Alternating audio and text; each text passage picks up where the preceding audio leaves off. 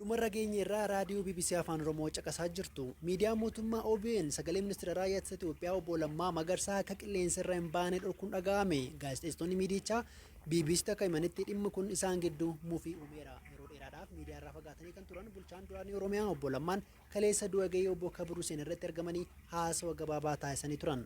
Obbo Lammaan kana dura dhimma hundeeffama paartii badhaadhinaa fi madda mariin akka waliin gallee ibsanii turan. Isaan as bahanii dubbachuu baatanis ergasii walii galuun isaanii garuu gabaafamee ture. Zalaalam Taaddasaa gabaasa qaba.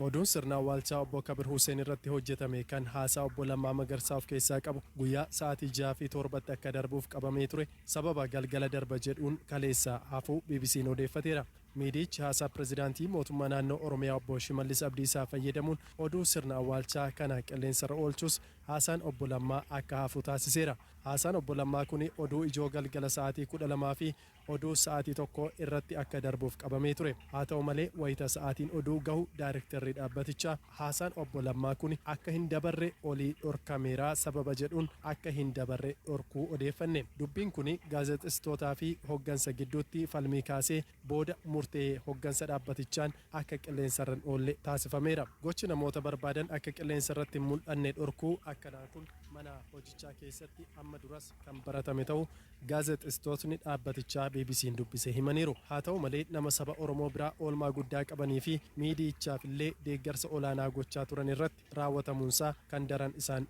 aarse ta'uu dubbatu. Miidiyaa duraan afaan mootummaa qofa ture namoota bilisummaa kennanii fi deeggaranii akka dhageetti horatu godhan keessaa tokko obbo Lammaa Magarsaati jedha gaazexeessaan dhaabbatichaa tokko. Har'a oolmaan isaanii kun dagatame yoo sagaleen isaanii akka uummata bira hin geenye uguramu garaa nama nyaatas jedha. Gaazexeessaan biraa eenyummaa isaa ibsuun barbaanne bakka ajandaan isaallee kan siyaasaa hin ta'initti gochi akkanaa obbo Lammaa irratti raawwatamuun akka isa aarse hima. Gochi kun maaliif ta'e jechuun gaafanneerra kan jedhan gaazexeessitootni kunneen yeroo kaanis yoo gochi akkanaa raawwatamu olii ajajameera kan jedhuun alatti ibsa gahaan akka hin kennamneef himu. Dhimma kanarratti yaada akka nuuf kennan Daayirektara olaanaa dhaabbatichaa obbo Zinaabuu Asraat akkasumas ittaanaa isaanii obbo Bojaa Gabbisaatti irra deddeebiin bilbiluus bilbila hin kaasanii.